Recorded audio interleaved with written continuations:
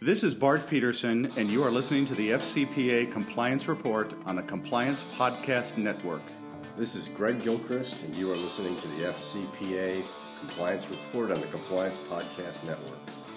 This is Dan DeMarco, and you are listening to the Fcpa Compliance Report on the Compliance Podcast Network.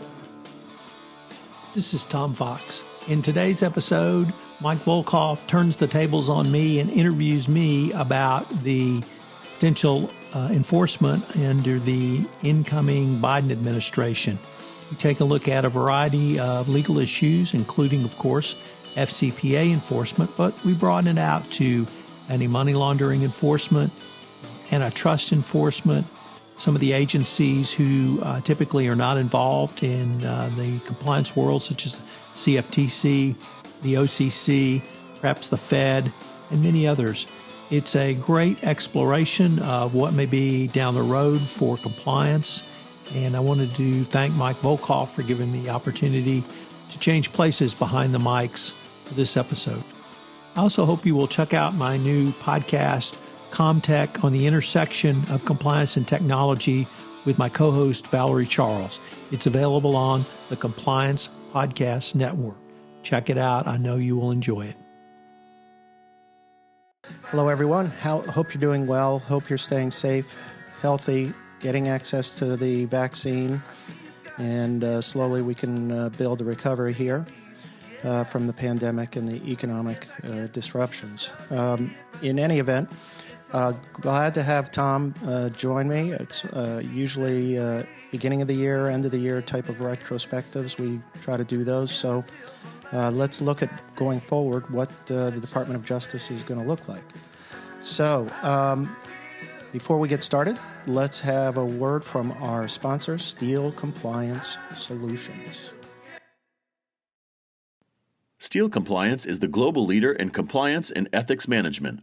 Steel's compliance and ethics platform is comprehensive, robust, and easy to use to promote a company's culture of compliance. Steel partners with the world's largest, most respected companies to deliver compliance products and services that help organizations embrace a culture of compliance while protecting their brand. Building an ethical culture is a complex undertaking that requires a detailed understanding of the global compliance environment, considerable time, and specialized expertise. Steel's end-to-end ethics and compliance platform is designed to provide compliance officers with the solutions they need to proactively address changing regulatory and reputational risks.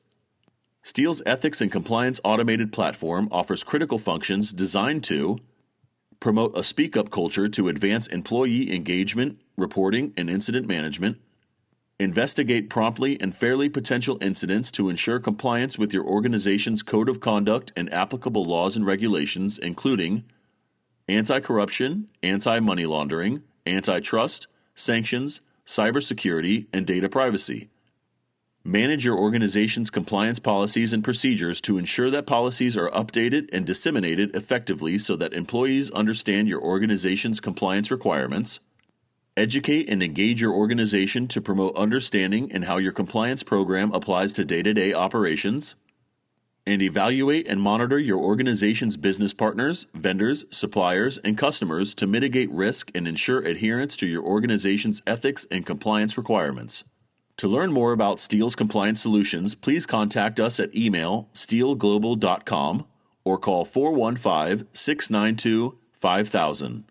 Welcome, Tom. Happy New Year to you, and thanks for joining us for this important discussion on the Biden administration and enforcement.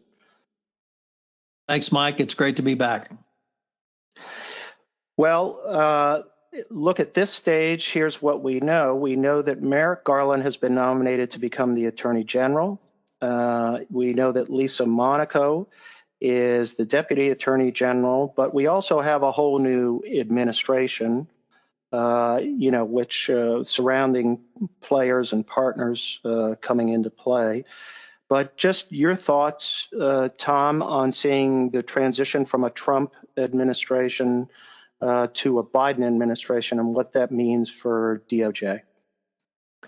So, Mike, obviously Trump tried to eviscerate the Department of Justice. Both his attorneys generals were abysmal. They destroyed a large part of the DOJ and its credibility.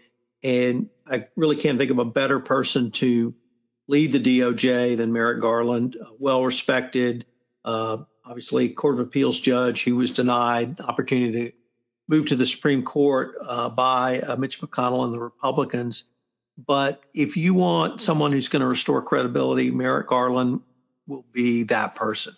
And so his biggest job is going to be to rebuild not so much the credibility of the Department of Justice, but the clarity of the Department of Justice and the morale of the Department of Justice within the department. And then, of course, the bigger thing he has to rebuild is the Department of Justice is in many ways the people's law firm. It represents the people of the United States. And I think when you go into court, in fact, you say, I represent the people of the United States. And that's a role that I know you and many others have and do take seriously. And rebuilding that credibility in a wide variety of areas is going to be incredibly important. And I think some of those are going to be the priorities of the Department of Justice. I would include civil rights. I would include environmental. I would include the priorities of this administration, I think, will dovetail into how Garland rebuilds the Department of Justice. If we move down to some kind of specific areas, and particularly in the fraud section, we don't know who the heads of the sections will be. So we don't know who's going to have the divisions rather. So we don't know who's going to have the criminal division. Dan Kahn is currently the acting head of the fraud section, well known to both of us. But they're going to have to rebuild not so much the Fcpa enforcement, but the pipeline. The pipeline of cases dropped significantly during the Trump administration for whatever reason, whether they weren't self-reported or they weren't picking up tips from the typical sources of disgruntled employees. It could well have been that foreign investigative agencies were reluctant to share information with the Department of Justice because Trump and his administration were so corrupt, a wide variety of other areas or reasons. So to rebuild that pipeline of cases and then move forward in prosecution, and I can't emphasize enough the number of areas I think which will be priorities for this administration. I mentioned environmental, I mentioned civil rights, I mentioned fraud, the PPP and PPE enforcement actions will continue as well. Yeah. And I also think False Claims Act, healthcare, and if you're a defense contractor or in the healthcare industry in particular, False Claims Act cases are going to go crazy, I think. But I want to back up on one other point that you mentioned before we get to the pipeline of cases, because I think that's real. You make a really good point, and I want to dig into that in a minute. But let's even just start with the relationship that you think that Merrick Garland, as the Attorney General, is going to have in terms of his interactions with the department, with the White House. I mean, now we're reading reports about how, Trump was calling over people trying to, almost try to carry out a coup in getting rid of the Deputy Attorney General, who was the acting Attorney General, Rosen. So, I mean, what do you think's going to happen in terms of Merrick Garland, and what will the Biden administration folks, how will they interact in the White House with the Justice Department? I think it will return to the way it was under the Obama administration, which was there will not be political interference. There will be reports to the White House on what the department's priorities are and how they're prosecuting. I think that President Biden will have a good working relationship with the Attorney General, particularly around cases that the Attorney General is prosecuting. But I think it will be a much more hands-off. And if we could take the point you raised about the attempted coup that Trump wanted to throw out acting Attorney General, I believe, Rosen, and put his people in, we should point out that there was someone in the Attorney General's office in the Department of Justice who directed the U.S. attorney for the Northern District of Georgia to leave because they believe that they weren't investigating fraud claims in Georgia, non-existent fraud claims, thoroughly enough. So we don't know who made that call to the U.S. attorney for the Northern District of Georgia, but that means there's corrupt officials in the Department of Justice. These were Trump political appointees. Hopefully, all of these people will have left, but the Department of Justice has to be cleaned up. It has to be cleaned up in that way. It has to be cleaned up by people who are not going to fire civil servants simply because they won't do a president's bidding. There's no place for that certainly in the Department of Justice, but within the entire administration. And there are, some serious questions need to be asked. Who made those calls and who made the decision to fire the Northern District, the district? Yeah, the Atlanta U.S. attorney. I forgot his name, Pack. Yeah. I mean, look, that guy was told to pack it up and leave, and because he wasn't doing the president's bidding. And that, remember going back to the Bush administration, we had the firing of 7 U.S. attorneys, which became a big, big scandal. And that was just because they weren't following priorities. That had nothing to do with a specific plot to challenge the Georgia results and get the president back in power, Trump back in power. So that we don't know all the facts yet, and I think it's going to come out, and I think it's going to be even more demoralizing for this Justice Department. And I try to imagine, my days as being a line assistant there and to watch this. And before we even get to this, Bill Barr sent people from DOJ to the U.S. Attorney's Office in D.C. to review all these cases.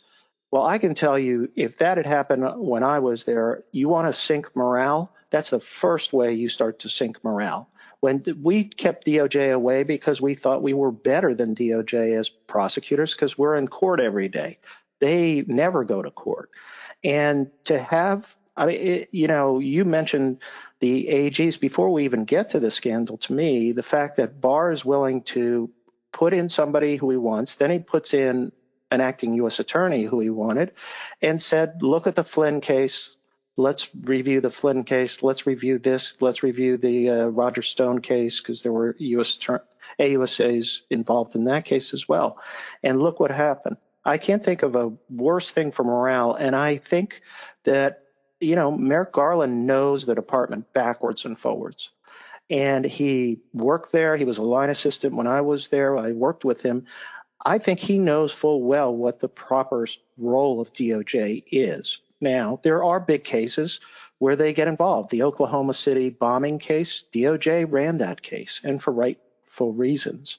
But the things you're mentioning about, the attorney generals we had over the last 4 years, I think that for the average prosecutor in the DOJ, their morale must be so low right now. I can't even imagine, how they feel. That now they must be feeling great about Merrick Garland, but they have been pummeled for years here.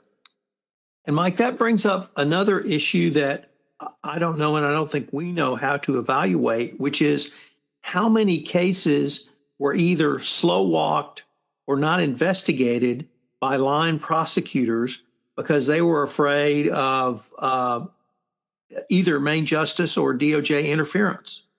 And it may be there's multiple cases. We certainly saw that in the Southern District of New York, where Barr fired the U.S. attorney for the Southern District of New York. There may be a lot of cases that are sitting waiting to just come out of the open or into the open now because of the corruption of the prior administration. Well, it seemed to me like the Stormy Daniels investigation, when they got into the Trump organization and they were working out deals and trying to, but at some point somebody slowed that down. And it had to come from DOJ, I believe. But maybe we'll find out someday. But we'll see. Look, the best thing we can say is morale's going to improve. The professionalism is going to improve. But you raise some serious issues about what needs to be fixed. There's more that needs to be fixed and uncovered in terms of protecting, civil servants and line prosecutors and the integrity of the department as well as law enforcement. So, but let's go to the pipeline for a second, because you raise a really interesting issue. I read something recently. People have been touting that the Trump, administration brought record amounts, levels of, let's say, Fcpa enforcement. And I think I read somewhere that most of these investigations that they brought to a conclusion were actually started before the Trump administration.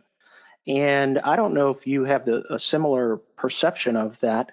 So does that mean is the pipeline in terms of them initiating new cases, has it gone down, and they were just getting credit for cases that were started by the Obama administration? Do you think there's any truth to that? Well, I think there's truth to that, Mike, but I guess it doesn't offend me or not offend me one way or the other, simply because I know the length of time it takes to resolve these cases. 5 to 7 years is not unusual. So it would not surprise me that cases that certainly the fact pattern occurred in the prior administrations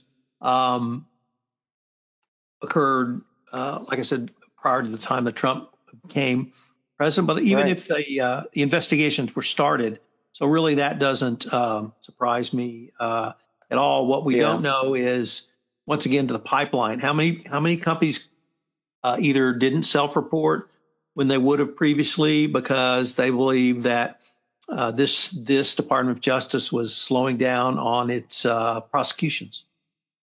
Yeah, that could have happened as well. So let's go through some of the categories of cases or areas that we think it's going to be interesting to see what happens. I think everybody, we can talk about civil rights in a minute, but I think, to me, people are wondering right off the bat is what's going to happen to Fcpa enforcement. And we have, a new DOJ, a new Attorney General. We also have at the SEC, Gary Gensler coming in, who's supposed to be really pro-enforcement from his CFTC days. What do you anticipate in that in our favorite Fcpa area? Well, let me start with the SEC, because I think we're going to see. I think there were 9 SEC enforcement actions in 2020. That's the lowest it's been in quite some time. And I think we'll see the SEC ramp up.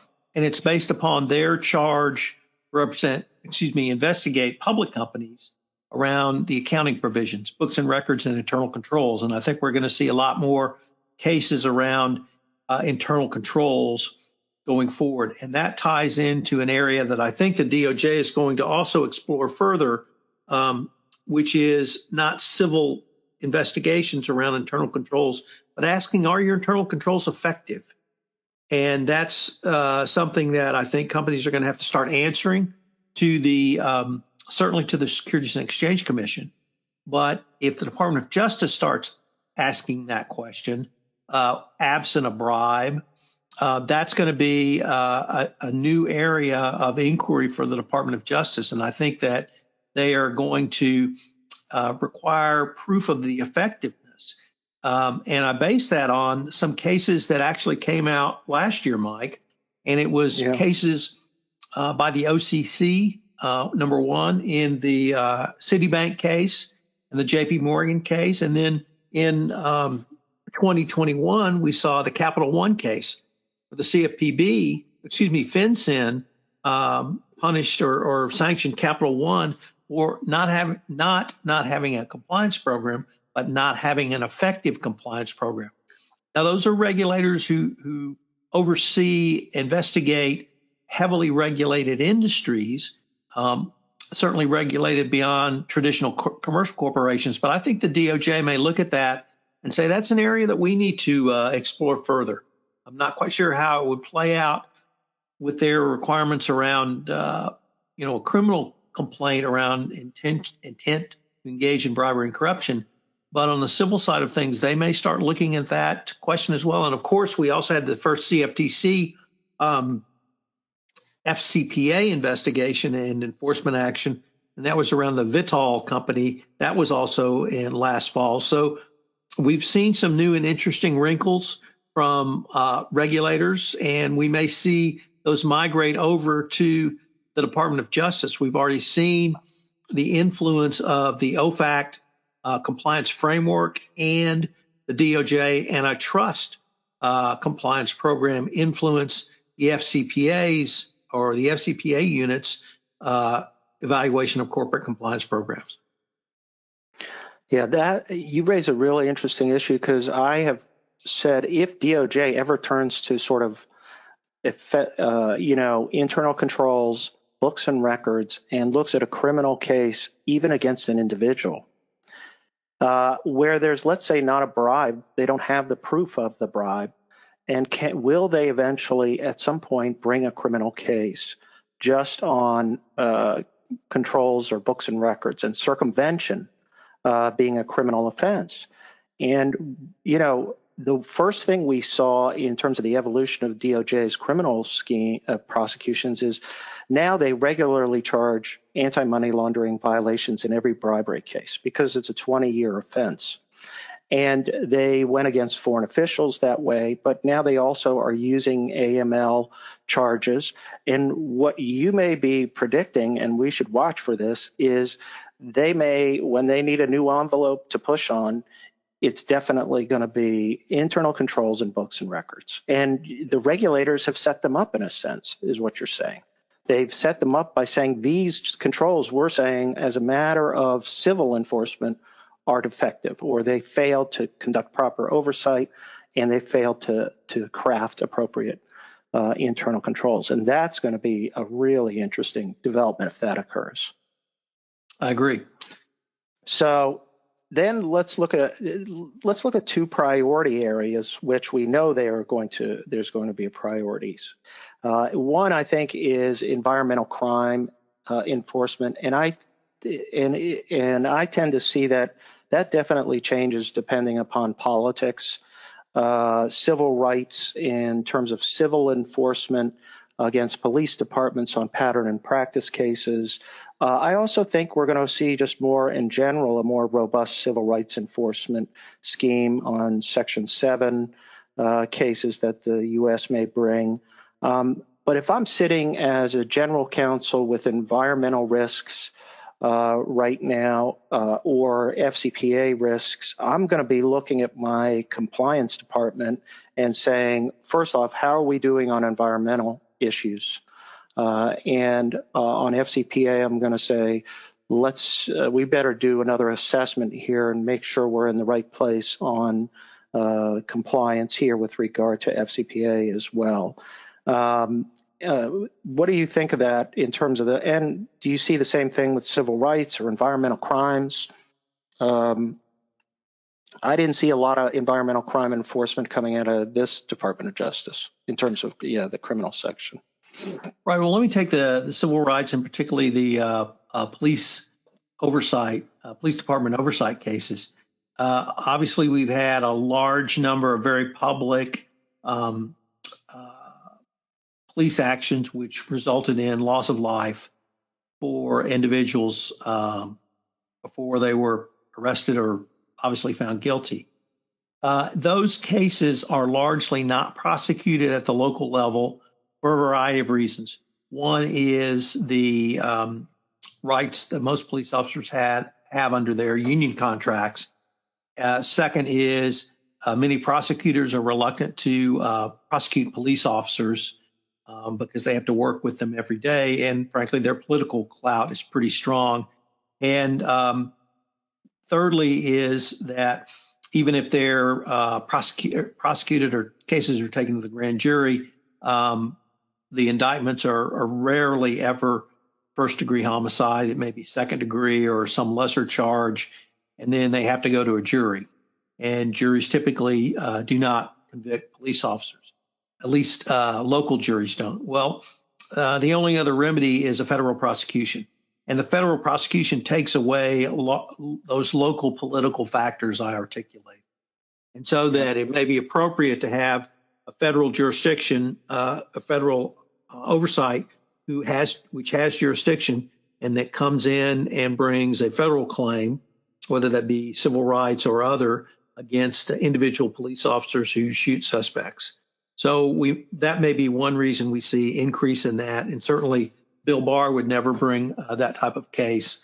And I think that's going to change under the Biden administration's Department of Justice.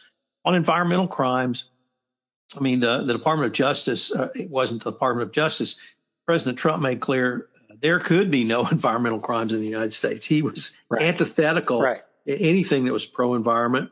I mean, my God, he sold leases in U.S. national parks. So, I mean, he doesn't give a rat's anything about the environment and prosecuting environmental crime. So I think there will be a wellspring of that, because I think many who were on the line of actually whether they violated environmental laws or not probably did so under Trump, and probably they'll be investigated now. But also, I would point to the Carnival Cruise Lines case. It's a massive case with a huge 5-year monitorship that was environmental crimes. And it was environmental crimes for Carnival lines dumping waste materials overboard, basically. But when it got to the court-appointed or the appointed monitor, and the court's continued criticism, it was that Carnival did not put together and put in place an effective compliance program. And so that additional court oversight really led Carnival to changing the way it did business with regard to environmental compliance, and indeed all compliance. Yep. And they have a court-appointed monitor there, which is making their life miserable, and then obviously their financial situation. So let's go to a couple of other hot-button issues, I think, in DOJ's remit. We saw money laundering. The Anti-Money Laundering Act, which was part of the override of former President Trump's national veto of the National Defense Authorization Act, included some pretty sweeping money laundering reforms, which now creates beneficial ownership requirements that are targeted at smaller companies and shell companies, which I think is going to be a welcome step, since the U.S. is so far behind in beneficial ownership disclosure requirements. And number two is the creation or the increase or the reform of the existing whistleblower program to basically create a new whistleblower program akin to the SEC's, which has obviously, and I think, appears to be pretty successful. So now we're going to see a ramp up, I think, in money laundering enforcement. And the second area that I'd also like to get your comments on, Tom, is False Claims Act. If you're in the healthcare industry or you're a defense contractor, it seems to me the Obama administration had a pretty good record of sort of recoveries of as much as $8 billion in 1 year, whereas the recent Justice Department announcement was $2 billion. So those are two areas that I think could become higher priorities for this administration. Where do you see the whistleblower, money laundering, and then sort of False Claims Act going? Well, let me take the AML law of 2020 first, because this is a hugely important act. It was the first reform of the Banking Security Act since the Patriot Act of 2001. It really fills a gap that's existed for at least 10 years around lack of information on shell corporations and ultimate beneficial ownership. It is going to create a national database of corporations, shell companies, and other information that will allow regulators to go after these. Simply, right now it's not open to the public, but I assume at some point it's going to be made available. So it will give everyone a much better idea of who they're doing business with. The onus is still on the companies to do that. And so if you fail to do so, I think you're going to be a more heavy scrutiny on you going forward. The whistleblower provision is one of the strongest whistleblower provisions there is. It outlaws things that companies did in not exactly direct retaliation, but things like confidentiality agreements and mandating private arbitration if somebody claimed that they were fired for turning in information. It did away with limits on whistleblower awards, which were previously limited to $100,000, and it made it closer to the SEC's up to 30%. I think it's going to become the model for whistleblower actions or whistleblower legislation going forward, and perhaps they'll be able to amend the Dodd-Frank whistleblower to include certain provisions. It allows general counsel, internal audit, and chief compliance officers to be whistleblowers. So that's kind of a new wrinkle. We've already heard management side lawyers claiming it's the end of the world is nigh because of this. So that's going to be a very strong law. Lots of obligations around banks, financial institutions, but obviously our customers too. So between that, and there's a couple of other things I'd like to point out, Mike. One is now there's a specific provision around trades in antiquities, which was rife for money laundering previously. All of those entities involved in that now have to register on the database. I assume it's going to they're going to study doing the same thing for real estate, which is a huge area where money laundering has occurred, and I'm sure this will move to art markets as well. No doubt over the vociferous objections to both those industries, but unfortunately, they've allowed money laundering to go on far too long. So that was Tom, really we saw those examples in Goldman Sachs or in Sergeant Marine or one of Investimentos. They bought an apartment for somebody as a bribe. Right. And we saw it, and Goldman Sachs, I think, J-Lo was buying art with some of the proceeds. Well, they financed the movie, The Wolf of Wall Street. Well, that's right. Exactly. So there you go. I mean, you make a good point in terms of where these proceeds are going and tightening those regulations up. A very, very famous person once told me to follow the money. And, if you follow the money, you'll see a lot of these where a lot of these issues go along. And what was the second one, Mike? After money laundering, False Claims Act, and imagine. I always say the False Claims Act. You may complain about the FCPA, but if you want a government-stacked enforcement arm game or set of facts or set of requirements you got to go through. I mean, I've been involved in some False Claims Act cases. The government, basically the rule is if the government decides to do it, they win. Yes. Under the Trump administration, I think there was an overall philosophy against anything that would either cost companies money in the form of regulations or do anything that would keep them from doing business any way they wanted to. And so I think we saw a very sharp drop in False Claims Acts. So I think that would change naturally with a new administration and certainly under Merrick Garland. But more importantly, Mike, I think now after the trillions of dollars released through the Payback Protection Plan, PPP, monies going to hospitals for to help with the COVID-19 relief and the general monies that have been pumped into the economy, I think, and the fraud that was a part of all of those efforts, whether that fraud was companies taking the money and misapplying the funds by buying luxury goods, whether it was criminal enterprises who were somehow banding together and falsely claiming that they were operating entities entitled to money, or whether they used legitimate front companies to get funds and then launder that money to the criminal enterprises. I think the Department of Justice wants to prosecute all of those instances. And you raise a good point. So it's not just the healthcare and defense industry.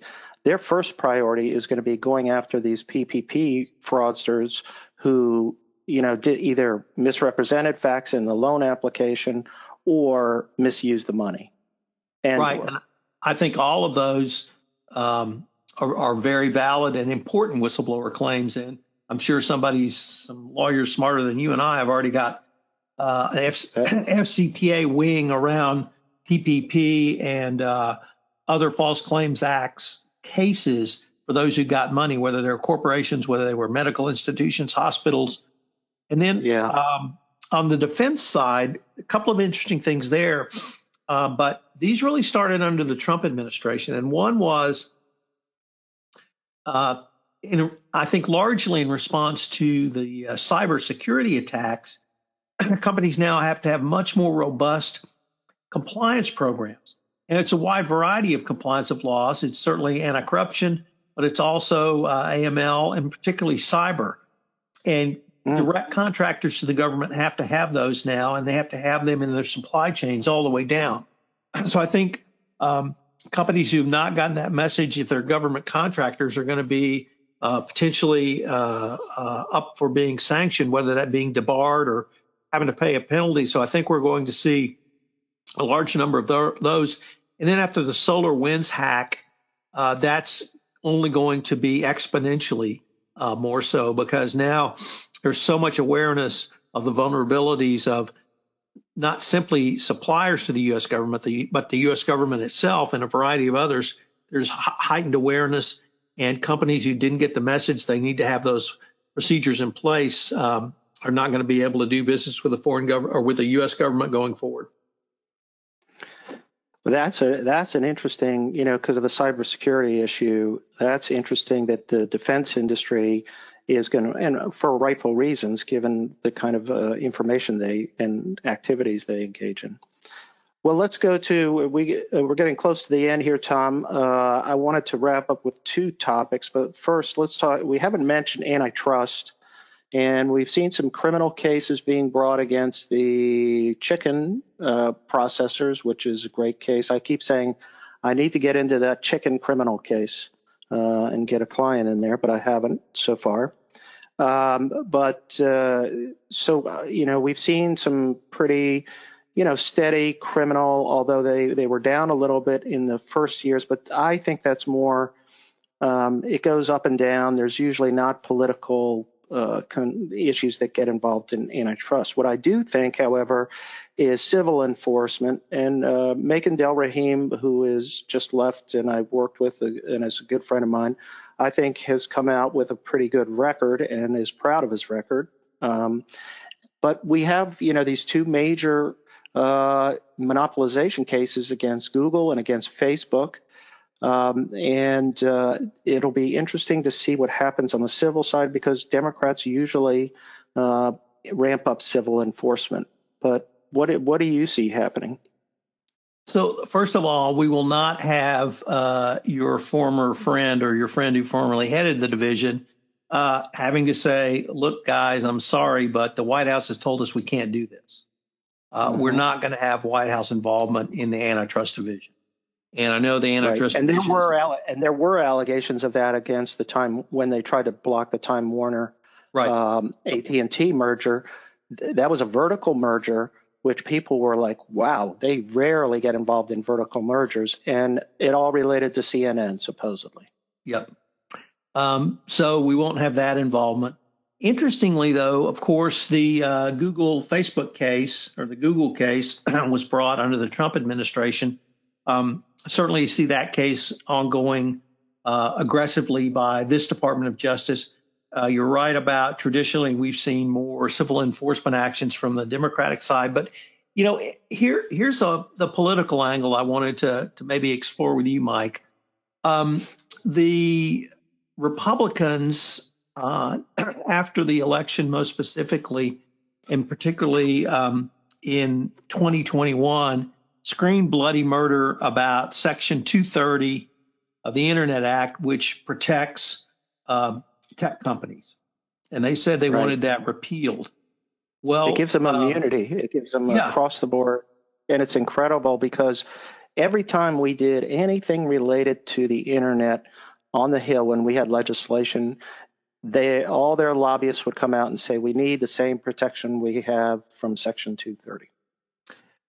But that type of protection is not available to newspapers. And the last time I checked, we've had newspapers in America since the founding of the Republic. So it may have been something that was needed in the 90s when the Internet was relatively immature. It's not needed now. But the Republicans who are screaming bloody murder about this section, they don't seem to understand that if insurrectionists and other purveyors of speech, hate speech, get cut off, they're not going to be able to sue these companies. They're going to be in the same position as they were before. But the interesting thing to me is the Republicans want something, and I think the Democrats equally want it. I think the Democrats see no benefit to having that blanket protection. Give them the same protection the newspapers have or don't have, and let them deal with it the way newspapers deal with letters to the editors or something else. So it's a very long-winded way of saying there may be more political will for antitrust action against a Facebook, a Google, or other major tech company on really both sides. And I'm to be interested to see what happens domestically. And we haven't even touched what the EU is thinking about doing, but and EU is already doing. Yeah, they may be much more aggressive in their anti-competitive, they call it anti-competition, their anti-competitive enforcement actions than the U.S. will be.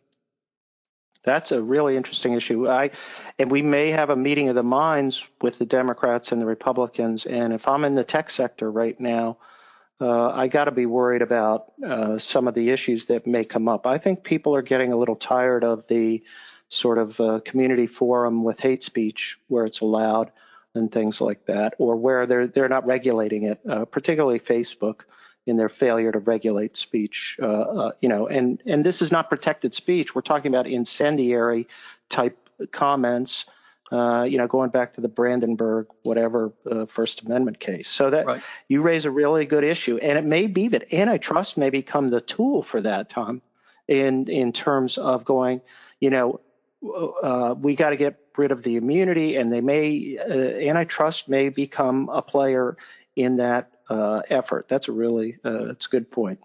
So my last issue is our favorite issue, Tom, which is compliance. It seems to me like, ethics and compliance programs continue to rise in importance. They continue to be, viewed as the backstop to preventing, the full breakdown of corporate America. And how do you see this Justice Department building the relationship with compliance officers, and what do you think's going to happen there? So we saw in June of 2020 the release of the updated evaluation of corporate compliance programs, which really changed the focus, Mike, I thought, on several aspects of an effective compliance program. The one people point to the most is the data requirement that CCOs have access to data literally across the corporation. If you don't, you have to explain in a business reason why data is siloed and a CCO doesn't have access to it. But it's more than just data, it's information. And how are you using your information to monitor and improve your compliance program? So we used to say do a risk assessment every 2 or 3 years. Well, now you're mandated to do a risk assessment when your risks change. And that flows directly into your continuous monitoring. How are you monitoring the risks your company has going forward? And then are you taking that information and looping it back into your compliance program to improve it? So it's really a continuous cycle now. But that came about, as I said, in June 2020. From the regulatory perspective, I touched upon where I think regulators are going to go to start asking some hard questions about, is your compliance program effective? And do you have not documentation that you have a compliance program, but you have documentation of its effectiveness? So I think that's going to be a big change. We didn't really talk about the evolution of the DOJ's thinking around the obligations of a board of directors on compliance. But I think boards are going to have to become more involved in compliance going forward. And the risks to companies, we've, in this podcast, largely focused on regulatory risk, whether that be someone like the Securities and Exchange Commission or the Department of Justice as prosecutors. But the risks now, Mike, are around other stakeholders. In the amplified era of social media, really amplifying messages, if you have a compliance failure, you can be eviscerated in the court of public opinion, maybe not before you know about the issue, but certainly after it's become public. And the only way to detect and then prevent these matters, of course, is through a best practices compliance program, and then remediate as quickly as you can. So the biggest cost to companies are not the fines and penalties, but they're the pre-settlement investigation and remediation and the post-settlement costs. And now it's the drop in the value of their corporations, whether that be a drop in stock value or a drop in other value because you have had a compliance violation. Right.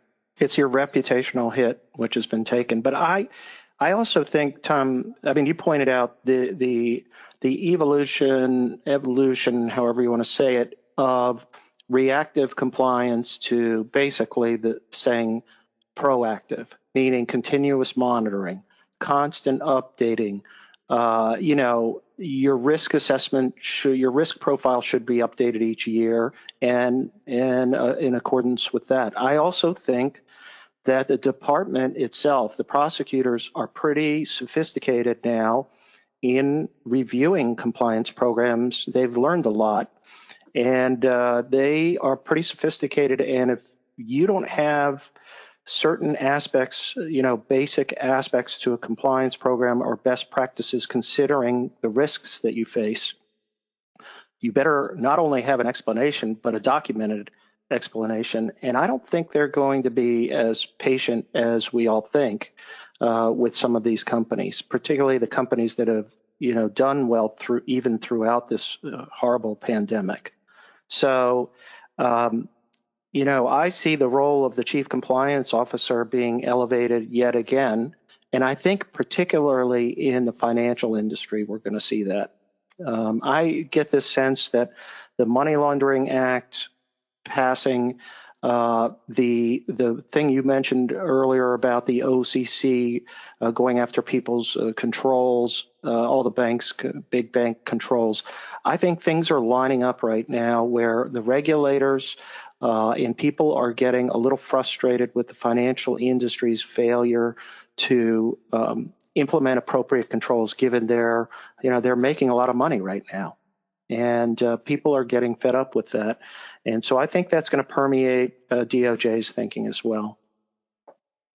I absolutely agree. And I know I said this earlier, but the thinking across the government has evolved. And I have to believe those DOJ prosecutors are talking to their counterparts at the Securities and Exchange Commission, who are talking to their counterparts at OFAC, who are talking to their counterparts at the OCC, and at the Fed, right, at the CFTC, at FinCEN, at the CFPB. So I think their thinking has evolved, and their evolutionary thinking is influencing the Department of Justice around FCPA compliance, the Securities and Exchange Commission around internal controls evaluation, and all of those things.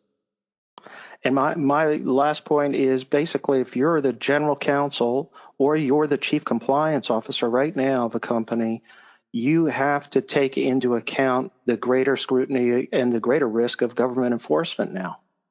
And I think that companies have to, CCOs have to be thinking that way and making presentations or, advocating for their departments to senior management and the board. I couldn't agree more, Mike. So on that note, well, Tom, hey, thanks so much. If people want to reach you again, the best way, as always, is?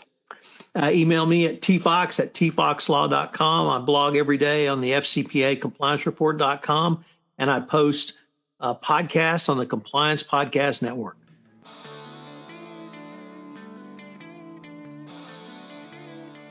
Hello, everyone. This is Tom Fox again. I'd like to thank you for listening to this episode of the FCPA Compliance Report.